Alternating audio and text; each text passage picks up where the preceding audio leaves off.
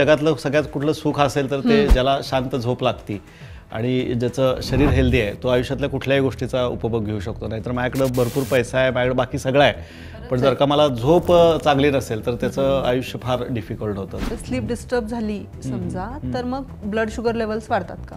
100% वाढतात. नुसतं बीपीच नाही वाढत, तुमचं डायजेस्टिव्ह सिस्टीम त्याच्यामध्ये पहिली गोष्ट डिस्टर्ब होते. जेव्हा स्लीपचा आणि गटचा डायरेक्ट संबंध आहे. बरोबर. घोरणं इट्स नॅचरल थिंग. आपण घोरणं हे खराब आहे असं मी म्हणत नाही, पण जर का घोरणं माझं अतिप्रमाणात असेल आणि त्यामुळं मला माझं तोंड उघडं राहून मी जर का स्लीप ॲपनियाकडे जात असेल तर that will be considered as a dangerous. जिथं आपण झोपतो ना ती जागा ना आपलं देवघर कसं ठेवतो ना तसं झोपायची जागा चांगली पाहिजे. तुम्ही बेड म्हणजे तिथं गेल्यानंतर ना झोपावं वाटलं पाहिजे.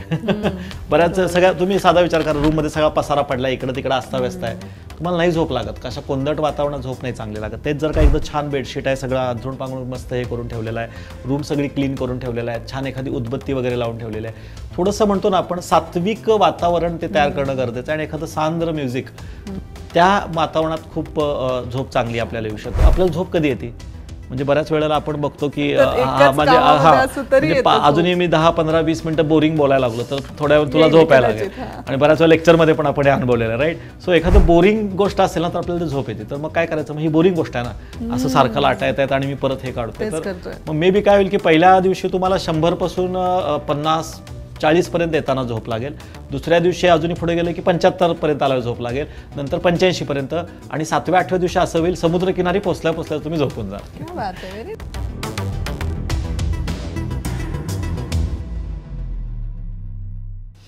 नमस्कार, मी संपदा हुद्देदार. डिकोडिंग डायबिटीज हे आपल्या इन हाऊस पॉडकास्टमध्ये तुम्हा सगळ्यांचं खूप खूप स्वागत.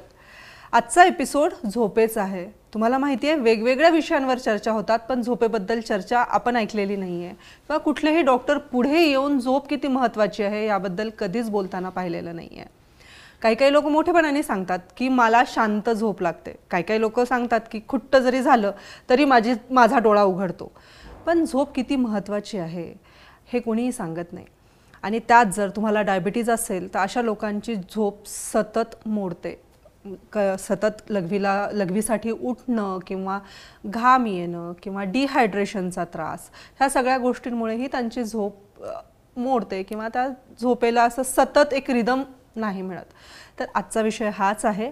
आपल्यासोबत आहेत डॉक्टर भाग्येश कुलकर्णी, जे डायबिटीज रिव्हर्सल स्पेशालिस्ट आहेत आणि वेलनेस कोच आहेत. डॉक्टर, खूप खूप स्वागत. विषय छान आहे अगदीच, नाही का, झोपेचा. तुमची झोप चांगली झालेली दिसते, आज फ्रेश दिसते, चेहरा पण ग्लो व्हायला लागलेला. एक्झॅक्टली. हा संबंध आहेच की, अदरवाईज डोळ्याखाली जरी काळ आलं तर लोक म्हणतात झोपली नाहीयेस का. खरंय. आणि मी तर कायम हे म्हणतो की आयुष्यात 2 किंवा 3च सुख आहेत, आणि त्यातली जी पहिली 2 सुख असतील तर ती एक म्हणजे निरोगी काया, म्हणजे आपलं शरीर छान पाहिजे, आणि दुसरे म्हणतील लोक जेब में माया. नाही, जेब में माया हे नाहीये माझ्या दृष्टीनं. प्रॉपर झोप, शांत झोप, ज्याला म्हणजे जगातलं सगळ्यात कुठलं सुख असेल तर ते ज्याला शांत झोप लागती आणि ज्याचं शरीर हेल्दी आहे तो आयुष्यातल्या कुठल्याही गोष्टीचा उपभोग घेऊ शकतो. नाहीतर माझ्याकडे भरपूर पैसा आहे, माझ्याकडे बाकी सगळं आहे, पण जर का मला झोप चांगली नसेल तर त्याचं आयुष्य फार डिफिकल्ट होतं. सो स्लीप हा फारच म्हणजे खूपच म्हणजे जिव्हाळ्याचा आणि प्रत्येकाच्या जिव्हाळ्याचा विषय असलाच पाहिजे. कारण स्लीप हे माझ्या दृष्टीने एक हिलिंग साठी परमेश्वराने दिलेली किंवा निसर्गाने दिलेली सगळ्यात सुंदर देणगी कुठली असेल ह्याला, मनुष्याला म्हणलं तर. कारण बाकी प्राण्यांमध्ये जर का बघितलं ना तर त्यांच्यामध्ये स्लीप ही एवढी हे नाही आहे, गाढ झोप नाहीच आहे त्यांच्यामध्ये. तो त्यांच्या अलर्टनेस, कारण त्यांना 2च गोष्टींचं हे असतं ना, की एक सिक्युरिटी आणि जे भीतीच एवढी असते की त्यांना झोपेचं सुख काय आहे. सो आपण ह्युमन बिईंग आहोत आणि परमेश्वराने आपल्याला सुखी जर का झोप लागतेय तर त्याला मला वाटतं त्या व्यक्तींनी ज्यांना इथं ऐकतायत आणि जे म्हणतात की मला पडल्या रात्री झोप लागते, ते माझ्या दृष्टीनं जगातले सगळ्यात लकी लोक आहेत. शांत काय सुखी आहे, शांत झोप लागलेली. आणि बऱ्याच वेळा काय होतं की ज्या वेळेला आपली झोप उडती त्यावेळेला आपल्याला चांगल्या झोपेचं महत्व लक्षात येतं. बापरे, मला चांगली झोप लागत होती ना, त्यावेळेला आपण कधी त्याची व्हॅल्यू केलेली नसते. आणि जेव्हा आपली झोप उडती खऱ्या अर्थाने कुठल्याही कारणाने, त्यावेळेला आपल्याला त्या झोपेचं आणि त्या झोपेचं आपल्या आयुष्यात असलेलं महत्व लक्षात येतं. पहिला प्रश्नच मग तोच आहे. ओके, बोला ना. चांगली झोप म्हणजे नेमकं काय?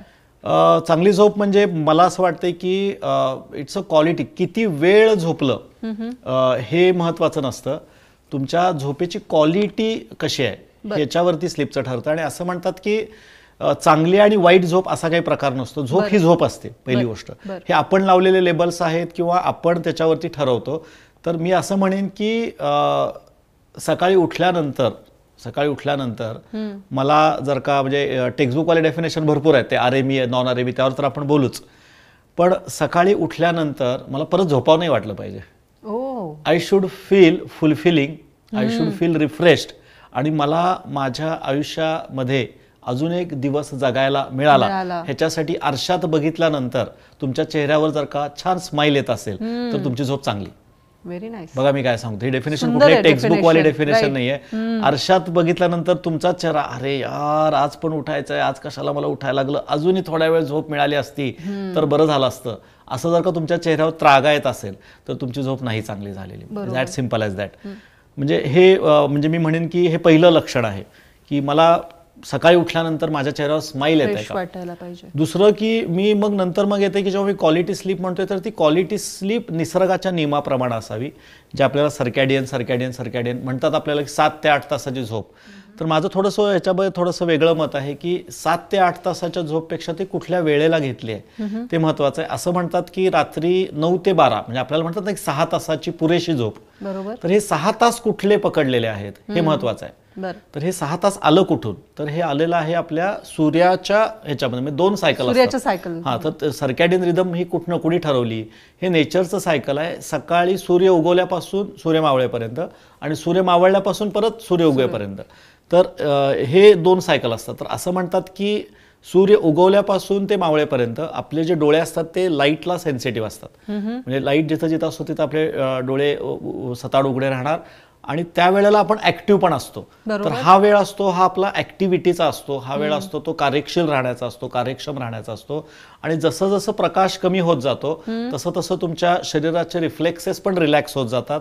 तुम्ही इनॅक्टिव्हिटीकडे जाता, तुम्ही थकत जाता आणि मग तुम्ही अंधार पडायला लागला की तुमचे डोळे झाकायला लागतात. सो रात्री 10 वाजल्यापासून किंवा मोर प्रिसाईज जर का घेतलं तर रात्री 9 ते 12 हा जो वेळ आहे ही 4 तासाची झोप पकडतात. आणि 12 वाजल्यापासून तुम्ही किती पुढे झोपलात तर that will be considered as a 2 hour sleep. असं हे 6 तास सांगण्यात आलेलं आहे. म्हणजे ज्याच्यामध्ये आपण म्हणतो ना की it's not about quantity, it's about quality. आणि आपण हे बघितलेलं पण आहे की समजा तुम्ही रात्री 12 नंतर 1 वाजता 2 वाजता किंवा उशिरा झोपलात आणि दुसऱ्या दिवशी जर का तुम्ही तिथनं पुढे 12 तास जरी झोपलाय, म्हणजे असं विचार करा 10-11 वाजेपर्यंत, तर सकाळी उठल्यावर फ्रेश नाही वाटत, आपल्याला अजून जास्त थकल्यासारखं वाटतं, चेहऱ्यावर सूज जास्त असते आणि परत दुपारी जेवण झाली परत झोपा वाटतं. पण तेच माझं समजा मे बी मी रात्री उशिरा झोपलोय, 10:30, 11:30, 12:30, 1ला झोपलोय आणि मी जर का लवकर उठलो 6 वाजता 7 वाजता तर तुम्हाला तुमच्या चेहऱ्यावर एवढी सूज नाही जाणवत.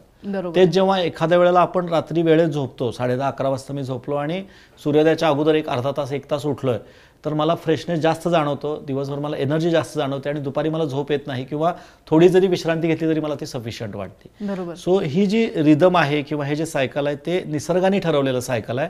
सो नैसर्गिक सायकलनुसार रात्री 10 ते सकाळी 5 या वेळेत जर का माझी झोप होत असेल, सकाळी उठल्यावर मला फ्रेश, इन्थुझियास्टिक आणि हॅप्पी वाटत असेल तर ती चांगली आणि पुरेशी झोप आहे असं म्हणू शकतो आपण. Very nice.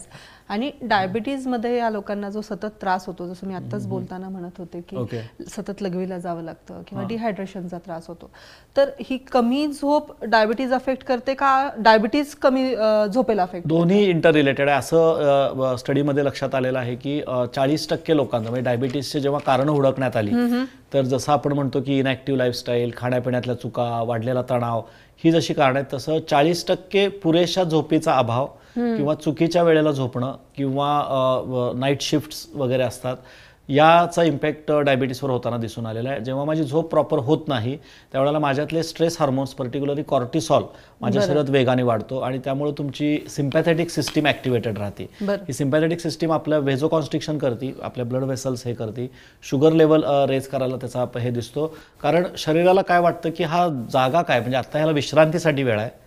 So body thinks की काहीतरी प्रॉब्लेम आहे आणि त्या केसमध्ये बॉडीला जेव्हा झोप प्रॉपर मिळत नाही त्यावेळेला बॉडी सिक्युअर्ड स्टेटमध्ये जाण्याचा प्रयत्न करते आणि त्यावेळेला सिम्पॅथेटिक सिस्टीम जे आपल्या बॉडीला प्रोटेक्टिव्ह मेकॅनिझम म्हणजे याला म्हणतो ना फाईट ऑर फ्लाईट. सो जेव्हा माझी झोप मी प्रॉपर घेत नाही, आयदर माझ्या चुकीच्या सवयीमुळे किंवा काही मला डिसऑर्डरमुळे जेव्हा झोप लागत नाही त्यावेळेला बॉडीची जी सिक्युरिटी सिस्टीम आहे ती ॲक्टिवेटेड राहते. त्याच्यामुळे कॉर्टिसॉल ॲड्रेनालिन लेवल्स आपल्या शरीरात हायर राहतात आणि त्यामुळे शुगर लेवल वाढायला सुरुवात होती. दुसरी गोष्ट, शुगर लेवल ज्यांच्यात जास्त आहे त्यांना अजून एक जो प्रॉब्लेम म्हणजे रात्री युरिनला उठायला लागणं, त्यामुळे झोप डिस्टर्ब होणं, हा तर एक प्रकार असतोच. बऱ्याचसारख्या डायबेटिक पेशंट्समध्ये न्यूरोपॅथीचा प्रॉब्लेम त्यांच्यामध्ये असतो की त्यांना नसा प्रचंड, काही काही जणांचे पाय दुखतात, काही काही जणांचे पाय प्रचंड भगभगत असतात, व मसल किंवा जॉईंट पेन काही काही जणांच्यात प्रचंड प्रमाणात असतं. स्नायूंवरती ह्याच्यावरती ज्या डायबिटीसच्या गोळ्या औषधांमुळे जी सूज आलेली असते त्यामुळं पण त्यांना झोप व्यवस्थित लागत नाही. So definitely diabetes itself affects sleep, आणि स्लीप अफेक्ट झाल्यामुळं तुमच्या लाईफस्टाईल डिसऑर्डरवरती पण त्याचा खूप खराब परिणाम होतो. तो डायरेक्टली कनेक्शन आहे स्लीप, डायरेक्टली कनेक्शन आहे. मग आता ही जर रात्रीची जर झोप अफेक्ट होत असेल किंवा रात्री झोप लागत नसेल, हे जे तुम्ही कारण सांगितलं, न्यूरोपॅथी आहे किंवा सतत लघवीला जाणं आहे, तर मग ही डायबिटीजची जी मंडळी आहे ही दुपारी सतत झोपतात का? हो, तसं होणारच ना. जर का माझी रात्री झोप नाही झाली तर मला दिवसभरच तारवटल्यासारखं होणार, दिवसभरच मला कंटाळवाणा पण मग ते निसर्गाच्या विरुद्ध आहे ना, निसर्ग आहे. नियमाच्या. पण ह्याच्यामध्ये हे कसे, याच्यामध्ये मजा काय आहे की डायबिटिक पेशंटच्या बाबतीत असं म्हणलं जातं, डायबिटिक पेशंट जर का उभं राहून काम करत असेल तर त्याला बसावं वाटतं. त्याला त्याच्यात सगळ्यात एनर्जी लॅग असतो, त्याला ऑलरेडी तो इरिटेबल असतो, ऑलरेडी तो फटीकमध्ये असतो, ऑलरेडी थकलेला असतो. तर क्लासिकल वर्णन जे आयुर्वेदात डायबिटिक पेशंटचं करण्यात आलेलं आहे, त्याला उभं राहिलं की बसावं वाटतं, बसलं की लेटावं वाटतं, आडवं व्हावं वाटतं, आणि आडवं झालं की त्याला झोपावं वाटतं लगेच. तर हे डायबिटिक पेशंट्समध्ये क्लासिकली दिसतं. त्यात जर का माझी रात्रीची झोप जर का हे झाली तर त्याला दिवसभर काय होणार, असं पेंगोळ्यासारखं किंवा कुठल्याही कामामध्ये जर आलं की तो तिथंच तो नॅप घ्यायला सुरुवात करणार. आणि त्याचा परत दुष्परिणाम काय व्हायला लागतो की जर का दिवसा किंवा मी दुपारी जर का जास्त झोपलो किंवा तिथं मी स्लीप, तर माझा वात वाढणार, वात वाढला की परत न्यूरोपॅथीचा त्रास वाढतो, परत डायबिटीस वाढतो, म्हणजे विशेष सायकल त्याच्यामध्ये सुरू होती. सो डायबिटिक पेशंट जर का स्लीप डिस्टर्ब असेल तर त्यांना स्लीप सुदृढ करण्यासाठी किंवा स्लीप चांगली करण्यासाठी डेफिनेटली प्रयत्न केले पाहिजेत. एका बाजूला ब्लड शुगर कंट्रोल चांगल्या पद्धतीने आणला पाहिजे आणि दुसऱ्या बाजूला स्लीप चांगली होण्यासाठी जे काही उपचार करायला पाहिजे, जे काही मार्गदर्शन करायला पाहिजे, जे काही लाईफस्टाईल चेंजेस करायला पाहिजे, त्याच्यावर पण त्यानं काम करायला पाहिजे. मी आता हे विचारणारच होते, स्लीप डिस्टर्ब झाली समजा तर मग ब्लड शुगर लेवल्स वाढतात का? 100% वाढतात. नुसतं बीपीच नाही वाढत, तुमचं डायजेस्टिव्ह सिस्टीम त्याच्यामध्ये पहिली गोष्ट डिस्टर्ब होते, जेव्हा स्लीपचा आणि गटचा डायरेक्ट संबंध आहे. बरोबर. म्हणजे म्हणतो ना आपण की ज्याचं पोट छान साफ होतं आणि ज्याचं होतं, आणि आपण पण अनुभवतो की ज्या दिवशी आपण लेट झोपतो किंवा ज्या दिवशी आपण जड खाल्ले आणि त्या दिवशी झोपलो नाही तर दुसऱ्या दिवशी पोट छान साफ होत नाही किंवा दिवसभर ऍसिडिटीचा त्रास जाणवतो. तर माझी गट हेल्थ चांगली राहण्यासाठी सुद्धा स्लीपचा संदर्भ आहे. माझं ब्लड प्रेशर कंट्रोल राहण्यामध्ये सुद्धा स्लीपचा संबंध आहे, ब्लड शुगर कंट्रोल राहण्यामध्ये पण आहे. इनफॅक्ट जे काही म्हणतात ना की आपल्या जो काही पोषण मूल्य जे आपल्या शरीरात आपल्याला लागतात त्याचं ॲब्सॉर्प्शन पण, ज्याची स्लीप चांगली आहे त्याचं पीक लेवलवरती असतं. सो त्याचा परिणाम ह्याच्यावरती होतो. ओव्हरऑल आपल्या स्किनची जी टोन आहे त्याचा परिणाम स्लीपशी रिलेटेड आहे. इम्युनिटीचा सुद्धा परिणाम स्लीपशी रिलेटेड आहे. ज्याची झोप चांगली असते त्याची इम्युनिटी चांगली असं लक्षात आलेलं आहे. सो जर का माझी स्लीप इम्प्रॉपर आहे तर I am prone for all this kind of bacterial किंवा व्हायरल इन्फेक्शन पण त्या लोकांच्या मध्ये जास्त होताना दिसते, कारण त्याचा तुमच्या गट हिलिंगमुळे असेल किंवा इतर कारणांमुळे असेल, इम्युनिटीशी पण डायरेक्टली संबंध जोडण्यात आलेला आहे. सो एवढा मोठा इफेक्ट आपल्या शरीरावरती स्लीपमध्ये होत असतो याच्याला.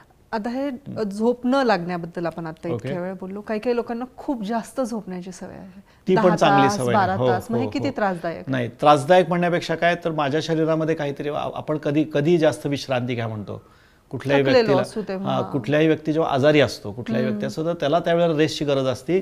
आणि त्यावेळेला, कारण स्लीपचा अर्थच लक्षात घ्या की परमेश्वराने किंवा निसर्गाने आपल्याला स्लीप का दिलेली आहे, तर स्लीप देण्यामागचं जे महत्त्वाचं कारण आपल्याला याच्यात सांगितलंय ते इट्स अ हिलिंग मेकॅनिझम. एक पद्धतीचं आपल्या शरीरातले जे काही टॉक्सिन्स असतात, जे काय जिथं जिथं कुठे शरीरात काही आजारांमुळे किंवा दररोजच्या डेली लाईफस्टाईलमध्ये जिथं जिथं कुठे डॅमेज झालेला असतो तो भरून काढण्यासाठी जी काही प्राणशक्ती आपल्या शरीरात असते त्या प्राणशक्तीला जागृत आपल्या झोपेच्या अवस्थेत ठेवलं जातं. तर जेव्हा मी रात्री जेवण करून मी झोपतोय तर त्यातला पहिला 3 ते 4 तासाचा कालावधी हा शरीर डायजेशनसाठी वापरतं आणि तिथून पुढचा जो 3 ते 4 तासाचा कालावधी असतो हे आपल्या शरीराला हिलिंगसाठी वापरत असतं. सो जेव्हा माझी झोप प्रॉपर होती तर शरीराच्या अंतर्गत भागामध्ये जिथं कुठं सूज आहे, जिथं कुठं माझं कोलेस्ट्रॉल वाढलेलं आहे, जिथं कुठं माझ्या वाढलेल्या शुगर आहेत किंवा वाढलेल्या ब्लड प्रेशर शुगरमुळे जर का माझा कुठं डॅमेज झाला असेल तर तो माझ्या शरीरात बसलेला वैद्य ते हिलिंग करायला सुरुवात करतो. तर हे हिलिंग माझं स्लीप प्रॉपर असेल तर चांगल्या पद्धतीनं होतं. त्यामुळे एक निरोगी आणि निरामी आयुष्याकडे जायला मला मदत मिळते. मी जर का कुठल्या डिसऑर्डरनी ग्रस्त आहे तर ती प्रॉपर स्लीप माझ्या डिसऑर्डरमधून मला बाहेर पडण्यासाठी जे हिलिंग माझ्या शरीरात व्हायला पाहिजे ते फास्टन करण्यासाठी पण स्लीपचा फार मोठा रोल असू शकतो याच्यावर. ओके डॉक्टर, अजून एक असं पाहिलं जातं, जनरली बायकांची कंप्लेंट असते हे फार घोरतात झोपेत. हा म्हणजे तर जी व्यक्ती असं एकट्यावरच का ब्लेम ना, दोघांचं पण असू शकतं. असं दोघांचंही घेऊया. मी प्रश्न जरा वेगळ्या पद्धतीने मांडते की जी व्यक्ती झोपेत खूप घोरते ती चांगली झोप घेते असं मानलं जातं. नाही, त्याला काही त्रासदायक नसतं, ते शेजारच्या व्यक्तींना त्रासदायक होतं असं मला म्हणायला पाहिजे. चांगली झोप कन्सिडर होते का की नाही, घोरणं इट्स नॅचरल थिंग. आपण घोरणं हे खराब आहे असं मी म्हणत नाही, पण जर का घोरणं माझं अतिप्रमाणात असेल आणि त्यामुळं माझं तोंड उघडं राहून मी जर का स्लीप ॲपनियाकडे जात असेल तर that will be considered as a dangerous. आणि most of the time snoring leads to that. Snoring हे नॅचरल आहे, स्नोरिंग होऊ शकतं आपल्या ह्याच्यामध्ये इट्स, पण ते बाबा थोड्या कालावधीपुरतं राहत आहे किंवा एका थोड्या लिमिटेड ह्याच्यामध्ये आहे. म्हणजे माझ्या पूर्ण झोपेच्या पॅटर्नमध्ये गाढ मी जेव्हा झोपेत असतो त्यावेळेला जर का मला त्या गाढ झोपेमध्ये एक अर्धा तास 1 तास मी घोरतोय तर that is natural. That you don't need to any kind of a therapeutic intervention for that, just for the sake of की शेजारच्या माणसाला माझा त्रास होतो तर त्यानं दुसऱ्या रूममध्ये झोपावं, हे मी त्या केसमध्ये सांगेन. पण झोप माझी पूर्ण रात्रभर माझी त्या घोरण्यामुळं माझी झोप डिस्टर्ब व्हायला लागली. तर झोप डिस्टर्ब होती म्हणजे काय होतं, मी जेव्हा घोरताना माझं तोंड जर का उघडं राहिलं तर मग काय होतं की तुम्ही कार्बन डायऑक्साईड जास्त कंझ्युम करायला लागतं. स्लीप ॲपनिया म्हणजे काय होतं तर our body is prepared for oxygen ह्याच्यावरती आणि 2% CO2 असतोच आपल्या ह्याच्यामध्ये. पण स्लीप ॲपनियामध्ये तोंड उघडं राहिल्यामुळे CO2 आपल्या शरीरात जास्त प्रमाणात जायला लागतो आणि त्याचा इनडायरेक्ट इम्पॅक्ट जो आहे तो तुमच्या ब्रेन व्हेसल्स किंवा ब्रेनच्या नर्व्स ह्याच्यावरती त्याचा इम्पॅक्ट व्हायला सुरुवात होती आणि ते मग डेंजरस लेवलला तुम्हाला घेऊन जाऊ शकतं. दुसरं, तुमच्या ह्याच्यामध्ये CO2 जास्त प्रमाणात गेल्यामुळं किंवा हे गेल्यामुळं ज्या लंग्समध्ये जो काही चांगल्या प्रमाणात ऑक्सिजन त्याचं सॅच्युरेशन कमी व्हायची शक्यता असते. सो जसं आपण कोरोनामध्ये ह्याच्यात बघितलं होतं की O2 सॅच्युरेशन जर का कमी झालं तर ते फेटल होऊ शकतं. सो लॉंग टर्म स्लीप ॲपनियामध्ये बऱ्याच जणांना कार्डियक अरेस्ट किंवा हे व्हायची शक्यता असते कारण ऑक्सिजन बप्पी लहरींचं कॉज ऑफ हे सांगितलेलं स्लीप ॲपनिया, पण याबद्दल माहिती काहीच नाही. माहिती नाही म्हणजे ते काय झालं की आपल्याला डायरेक्टली बऱ्याच वेळेला पोस्टमॉर्टम रिपोर्टमध्ये सांगितलं झोपेतच गेला तो. तर झोपेत गेला म्हणजे मोस्ट ऑफ द टाइम काय कार्डियक अरेस्ट झालं, हार्ट बंद झालं. पण ह्याच्या मागं जर का जाऊन बघितलं तर 50 ते 60% लोकांच्या मध्ये स्लीप ॲपनिया हे राहू शकतं किंवा ज्या CO2 लेवल एक्स्ट्रा ह्याच्यामध्ये वाढतात त्यामुळं जे आपल्याला व्हेंटिलेशन प्रॉपर आत व्हायला पाहिजे, पल्मनरी व्हेंटिलेशन जे व्हायला पाहिजे ते बऱ्याच वेळेला होत नाही आणि त्यामुळं हृदय बंद पडण्याची किंवा हे पडण्याची होऊ शकते. तर ते एकदम डेंजरस लेवलला जाऊ शकतं. तर हा इफेक्ट आपण म्हणू शकतो की स्लीपचा आणि याचा राहू शकतो, डायबिटीज किंवा ब्लड प्रेशर. डीप स्लीप म्हणजे काय? डीप स्लीप म्हणजे दोन पद्धतीचे पॅटर्न असतात. एक असते ती आपली नॉन रॅपिड आय मुवमेंट आपण झोपल्यानंतर आणि दुसरी असते ती रॅपिड आय मुवमेंट.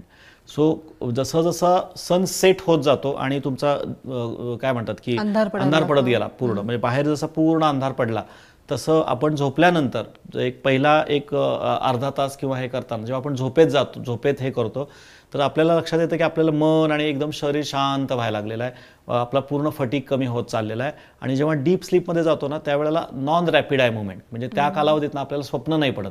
म्हणजे स्वप्न पडतात म्हणजे काय, असं म्हणतात की पहाटेच्या वेळेस स्वप्न पडतात. आपण हा कधी विचार नाही केला की असं का म्हणलेलं आहे. तर जसा जसा सूर्यास्ताकडून अंधार करत जातो तसा आपल्या शरीरामध्ये मेलॅटोनिन नावाचा एक हार्मोन आपल्या शरीरात हे व्हायला लागतो, सिक्रेट व्हायला लागतो. आणि melatonin is a slip hormone.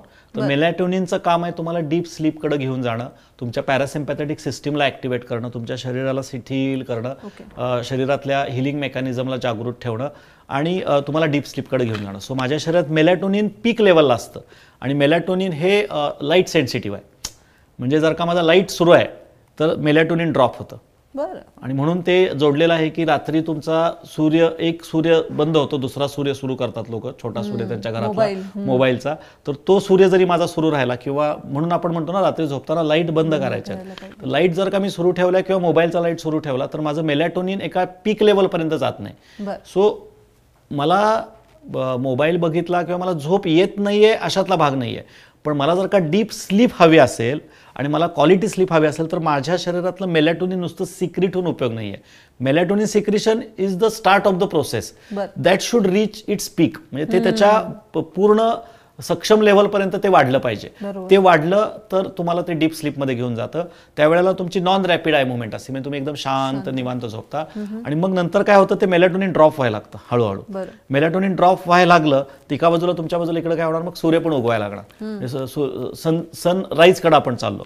ते मेलॅटोनिन जसं जसं ड्रॉप व्हायला लागतं, आपल्या आयच्या मुवमेंट सुरू होतात, डोळ्यांच्या मुवमेंट सुरू होतात, आपलं बॉडी तयार करायला लागते, आपल्याला लिव्हरकडनं सिग्नल यायला लागतं, आता उठायचं आहे, आता हे करायचं आहे, आता पुढे ऍक्टिव्हिटी करायच्या आहेत. आणि त्यावेळेला आपल्याला आयदर रात्री झोपताना किंवा त्या दिवसभरात जे थॉट्स आपण केलेले आहेत, विचार केलेले आहेत, ते आपल्याला त्यावेळेला आठवायला लागतात. कारण ब्रेन आपलं रिॲक्टिव्हेट परत रिवायर अँड रिॲक्टिव्हेट होत असतो. आणि उद्या काय करायचं आहे, त्यामुळे स्वप्न पण आपल्याला त्या पद्धतीची पडतात, किंवा पास्टमधली कुठली तरी गोष्ट आपल्या मनात आपण खूप ठेवलेली असते आणि म्हणून आपल्याला ते पहाटेच्या वेळेला, कारण त्यावेळेला डोळ्यांचे मुवमेंट जास्त वाढलेले असतात, त्याला आपण स्वप्नांचं नाव दिलेलं आहे. आणि मग आपण सकाळी एका पॉईंटला खूप जास्त मुवमेंट्स होतात आणि मग आपण हे करतो. आणि म्हणून पण बघा, आपण जर का बघितलं कुणाला उठवायचं असेल तर पहिलं काय करतो, हाका मारतो 4-5 वेळेला आणि पहिला पडदे बाजूला करतो, अरे उठ, किती वेळ पडलायस गदड्या, किती वेळ झोपलायस, म्हणून आपण हे करतो. आणि मग त्याच्या चेहऱ्यावरती लाईट पडला, हे पडला की मग तो हे करतो. इनफॅक्ट काही याच्यात पण दाखवलेलं आहे बघा, की ते सूर्याची किरणं पडली तर ते सावली पकडली तर परत असं हे होतं, आणि ते हे काढलं तर त्याला हे होतं. तर लॉजिकल किंवा सायंटिफिक रिझन आता मला कळलं. इतके दिवस फक्त बघतच होतो, भारी वाटायचं. आणि केअरिंग दाखवलं जायचं, जास्त वेळ झोपू दिलं जाते सकाळी. बरोबर आहे. आता मला हे सांगा की डायबिटीसच्या लोकांमध्ये स्लीप पॅटर्न्स डिस्टर्ब असतातच, तर त्यांनी छान झोप लागावी, त्यांना त्यांची स्लीप क्वालिटी इम्प्रूव्ह व्हावी, ह्यासाठी काय टिप्स आणि ट्रिक्स तुम्ही सांगाल? झोपेसाठी पहिल्यांदा टिप्सची गरज नाही. माझं असं काय म्हणणं आहे की पहिल्यांदा मला परत हे ऍक्सेप्ट करणं गरजेचं आहे की माझी खरंच झोप डिस्टर्ब होते आहे का, आणि झोप डिस्टर्ब होण्यामागचं कारण काय आहे.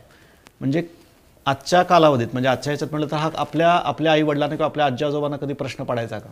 आपल्या आजी आजोबा, म्हणजे आत्ताचे आजी आजोबा आणि आत्ताचे आई वडील आहेत परेशान, मान्य, पण जुन्या कालावधीमध्ये लोकांची दिवसभर ऍक्टिव्हिटीज एवढी होती किंवा भार कशाला लांब द्यायचा. आपण जेव्हा लहान होतो, किंवा लहान मुलांना बघा ना, लहान मुलांना बेडवर पडल्या पडल्या लगेच झोप लागते, बरोबर, आणि आपल्याला झोपेची आराधना करावी लागते.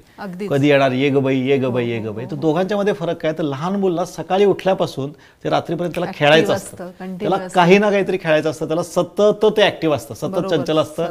त्याला सांगायला लागतं, अरे बाबा बस एका जागेला, आणि आपल्या बाकीच्या लोकांना सांगायला लागतं की बाबा जरा उठा आणि बाहेर जावा.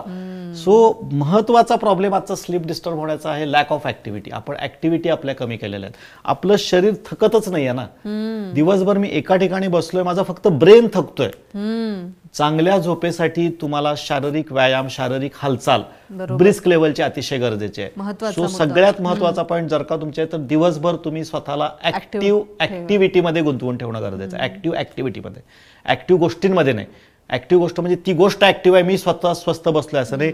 तुमचे हात पाय हे मूव्ह झाले पाहिजेत. सो सगळ्यात पहिली गोष्ट, सगळ्यात पहिली टिप, 1 तास दररोजचा हेवी किंवा हेवी नाही म्हणणार मी, ऍक्टिव्ह एक्झरसाइज, की जो तुम्हाला आनंद देऊन जातो, ज्यात तुमच्या शरीरातनं घाम निघाला पाहिजे ह्याच्यातला, अशा पद्धतीचा कुठलाही व्यायाम सकाळी करा, संध्याकाळी करा, कधीही करा, पण तुमचा 1 तासाचं ऍक्टिव्हिटी झाली पाहिजे. कुठल्याही पद्धतीचा खेळ, मग तो काय तुमचा बॅडमिंटन असू शकतो, एखादी स्पोर्ट ऍक्टिव्हिटी असू शकते, काही क्रिकेट खेळायचं, फुटबॉल. पण लहान मुलाचं कसं रुटीन असतं बघा, तर जर का माझी स्लीप डिस्टर्ब आहे तर सगळ्यात पहिल्यांदा स्टे ऍक्टिव्ह. मग काय तुम्ही जिम जॉईन करा, एखादा चांगला ग्रुप जॉईन करा, पण तुम्हाला घाम येणारा, म्हणतो ना पसीना निकलनेवाला एक्झरसाइज तुमचा व्हायला पाहिजे. ह्याच्याने तुम्हाला झोपण्यासाठी शरीर पहिल्यांदा थकलं पाहिजे. बरोबर. आणि मग दुसरं जे असतं ना, ते असतं ते इंड्यूस असतात. म्हणजे आपणच काय करतो, दिवसभर हे राहतो, पण आपणच आपल्या झोपेचं मात्र करतो किंवा खोबरं करतो.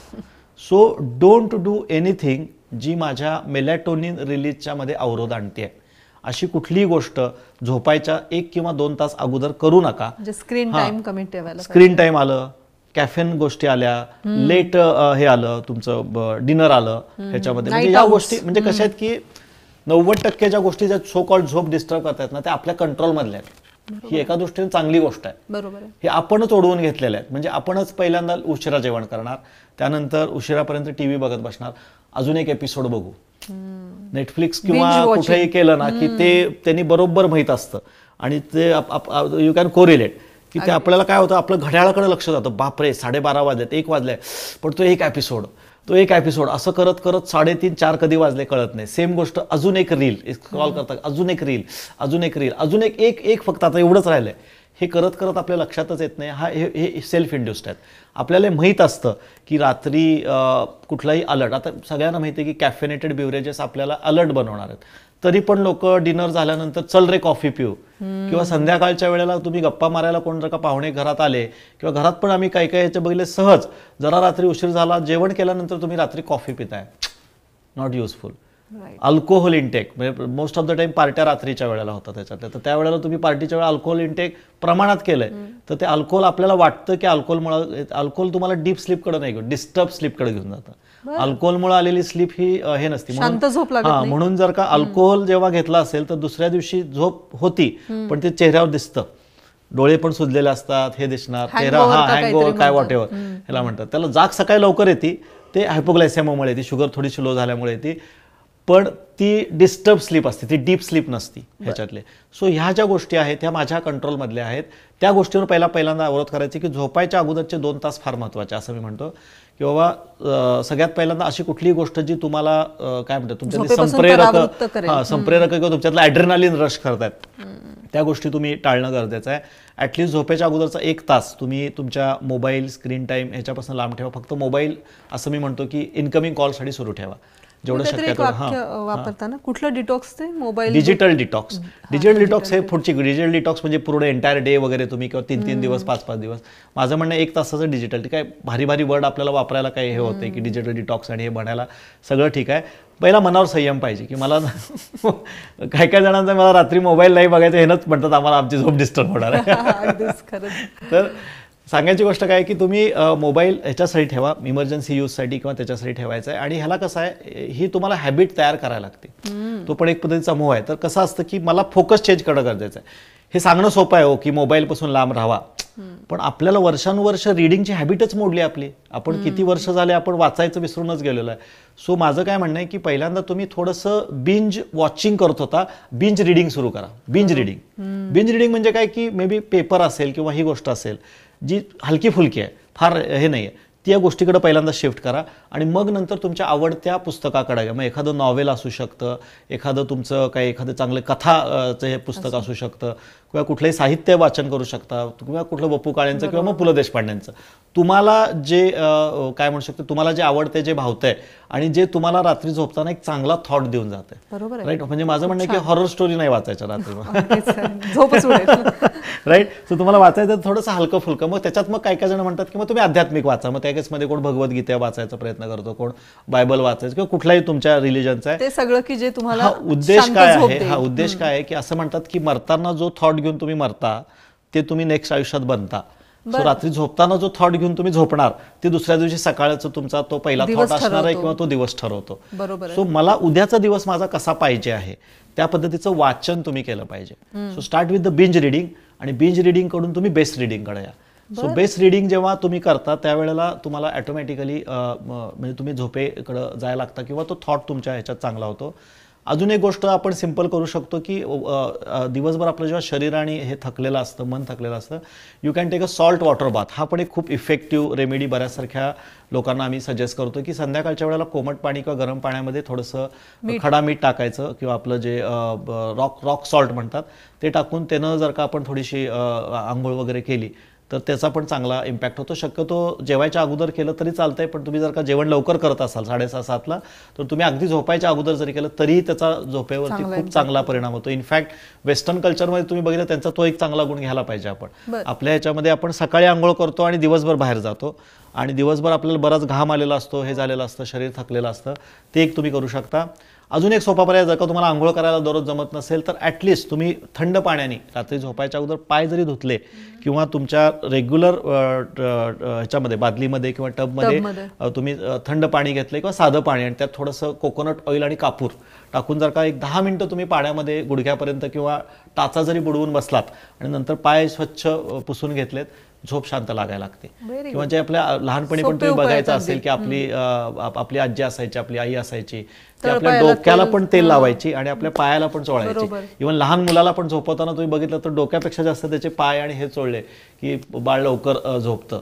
तर हे गोष्टी आपण पण आपल्या ह्याच्यामध्ये आणू शकतो.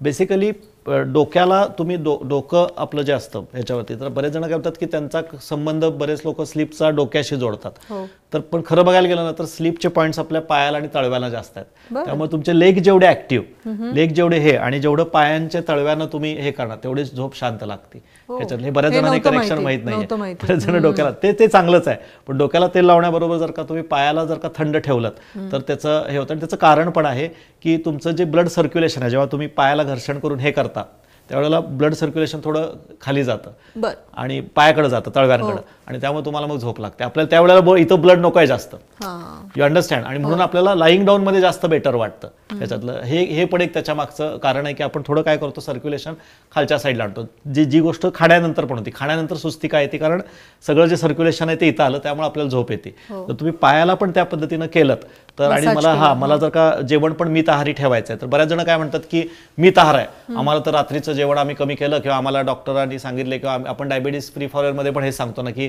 रात्रीचं डिनर तुम्ही फुल भरपेट घेऊ नका, तुम्ही फक्त सलाड, सूप किंवा हलकं जेवण घ्या. तर त्यावर बरेच जण काय म्हणतात हलकं जेवण घेतलं की आम्हाला झोप येत नाही. तर त्यांनी तर ह्या गोष्टीचा वापर करायला, त्यांनी रात्री झोपताना पायाच्या तळव्यांना हे करणं, पाण्यामध्ये पाय बुडवून बसणं, एकदम छान झोप यायला सुरुवात होते. अजून एक जो पर्याय आपण म्हणतोय की झोपेचं ठिकाण पण फार महत्वाचं आहे. ते कसं म्हणजे जिथं आपण झोपतो ना ती जागा ना, आपलं देवघर कसं ठेवतो ना तसं झोपायची जागा चांगली पाहिजे. तुम्ही बेड म्हणजे तिथं गेल्यानंतर ना झोपावं वाटलं पाहिजे.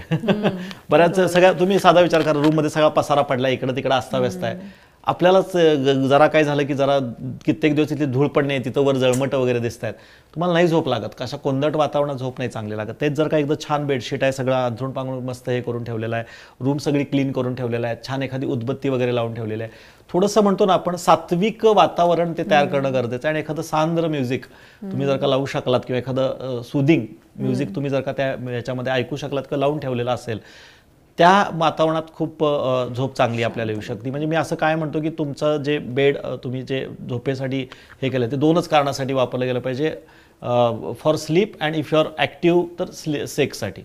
हे दोनच गोष्टीसाठी स्लीप किंवा बेडचा आपला हे ठेवला पाहिजे. त्याच बेडवरती म्हणजे बरेच जणांचा आता हे कोरोनामध्ये फार झालेलं आहे की म्हणजे तिथं सगळंच त्यांचं सुरू आहे. म्हणजे त्या प्लेसला व्हाईब्स असतात ना, लक्षात घ्या. सो तुम्ही जर का दिवसभराचा तुमचा स्ट्रेस जर का तुम्ही त्या बेडवर बसून हे केलाय आणि तुम्ही त्याच बेडवर झोपताय, तर त्या व्हाईब्स त्या वातावरणात फिरत असतात.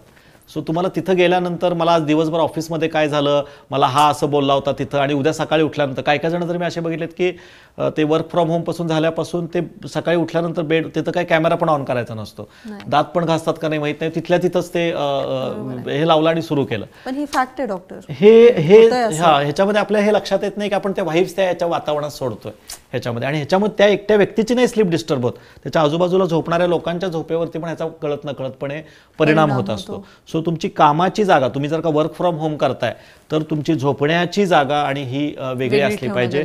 काय जण त्याच्यात पण म्हणतात सर आमचा 1 BHK फ्लॅट आहे, आमचं हेच आहे, तर माझं म्हणणं आहे तो एरिया तरी ॲटलिस्ट तो वेगळा ठेवा, किंवा तुमचा जो वर्किंग स्पेस आहे आणि तुमचं बेड आहे हे तरी ठेवा, किंवा बेडवर बसून काम करू नका. त्या केसमध्ये त्यावर खुर्ची टेबल आहे तिथं तुम्ही हे करा. नाहीतर मग काय करतात लोक उलटं होतं, मग बेडवर बसून तुम्हाला काम करत राहायला लागतं आणि मग खुर्ची टेबलवर बसून झोपायला लागेल याच्यावरती. So don't do that.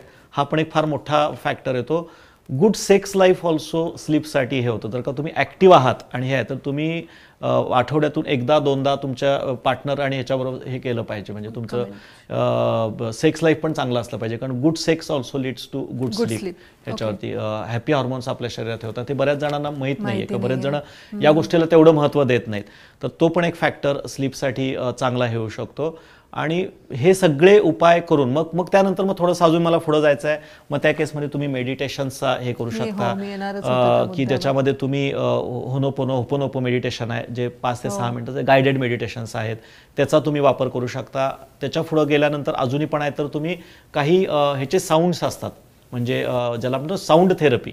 तर साऊंड थेरपीमध्ये पर्टिक्युलरली ते भांड्यांचे आवाज म्हणजे किंवा वाहणाऱ्या ह्याचा आवाज पाण्याचा, तर त्यातल्या त्यात समुद्राच्या लाटा ज्या असतात ना, समुद्राच्या लाटा, त्याचा स्लीपला खूप चांगला आहे. तर तुम्हाला जर का आज युट्यूब किंवा ह्याच्यावरती बऱ्याच सारख्या समुद्राच्या लाटांच्या हे मिळतात, किंवा वाहणारं पाणी, खळखळणारं पाणी जे असतं तर त्या पाण्याचा जर का music- म्युझिकल थेरपी, तर त्याचे जर का तुम्ही व्हाईब्स ऐकायला सुरुवात केली तर त्याच्याने पण खूप चांगली झोप लागते.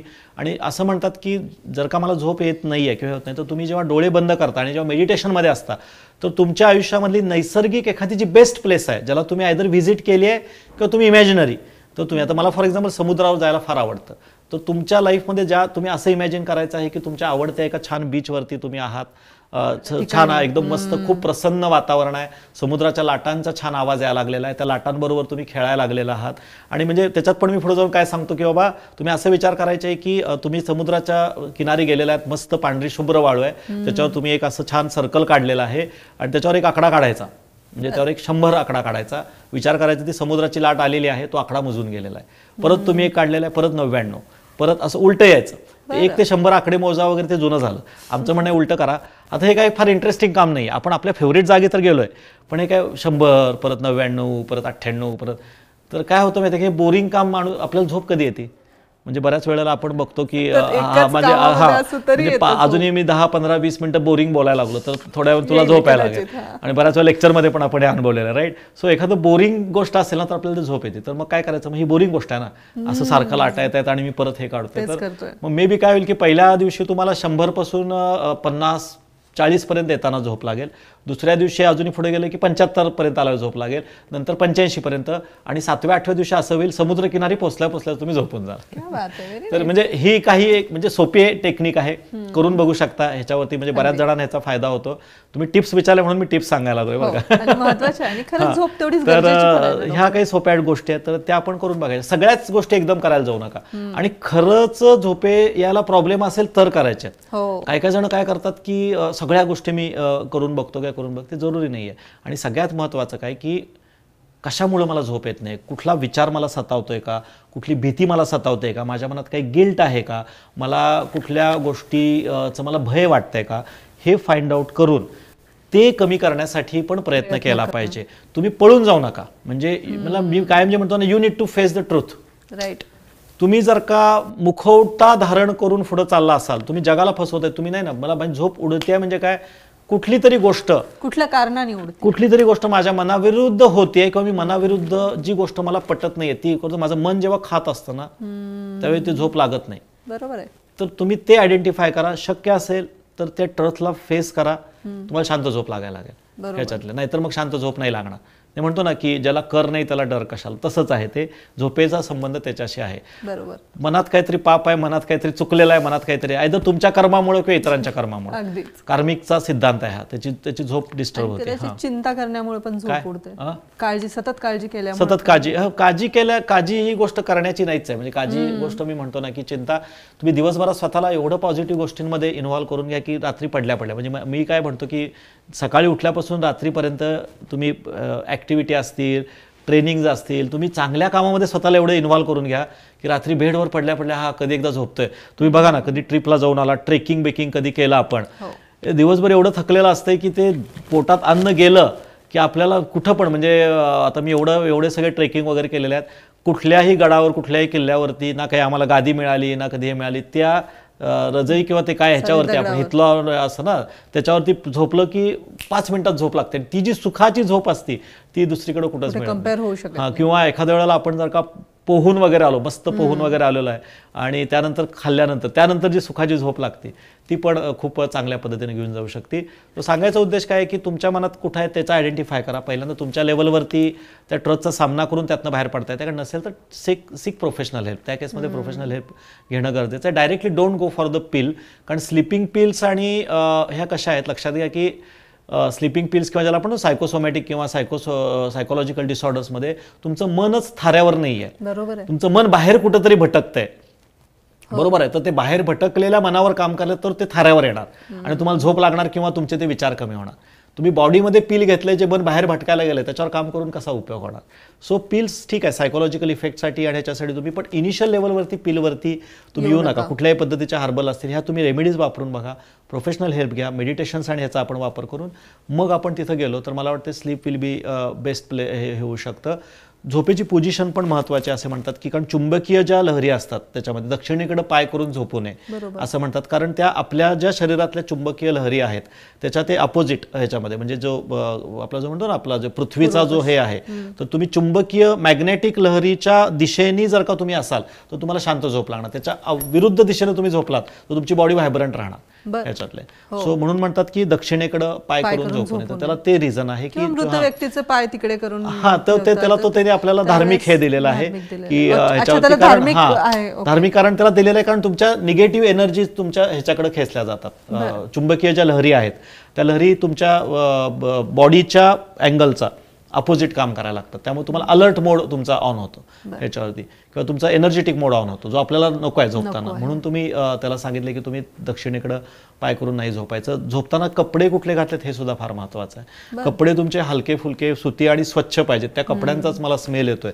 दिस शुड नॉट हॅपन आणि मी म्हटलं तर झोपेचं वातावरण पण प्रसन्न असणं गरजेचं आहे व्हेंटिलेशन प्रॉपर पाहिजे ज्या ठिकाणी आपण झोपतोय त्या ठिकाणी फक्त पंखाच लावलाय फक्त एसीच नाही नॅचरल लाईट पण तिथं असणं खूप गरजेचं आहे किंवा तुमचा हे होतंय का आणि झोपण्यासाठी तुम्ही जे पांघरूण घेताय तुम्ही जे तिथं अंथरूण आहे ते पण क्लीन आणि नीट पाहिजे त्याच्यात धूळ नको आहे बऱ्याच वेळेला असं असतं की ते झटकलेलंच नसतं ह्याच्यामध्ये किंवा ज्या ठिकाणी आपण झोपतोय त्या ठिकाणी काही बाबा मच्छर आहेत किंवा डास आहेत तर मग ते पण आपले झोप डिस्टर्ब करू शकतात तर हायजीन हा फार मोठा स्लीपमध्ये हे होऊ शकतो घरातलं वातावरण कुटुंबासोबतचं ते तर आहे आणि मुद्दामून ओढून घेऊ नका मुद्दामून जागरण करू नका याच्यात आपल्याला काय आपल्या जनरेशनला सवय लागलेली आहे ते म्हणजे एक काय म्हणतो की म्हणजे लोक हे असतात मी 1 वाजता झोपलो आणि मी नाईट ओव्हल आहे वगैरे असं काहीतरी म्हणतात ना ते की इट्स नॉट लाईक दॅट की तुम्ही ते नाईट ओव्हल ते व्हाल तर मग आयुष्यभर उलटच टाकून बसायला लागेल आणि पहिल्यांदा काय होतं ह्याचा प्रॉब्लेम काय होतो की एकदा तुमची झोपेची वेळ टळली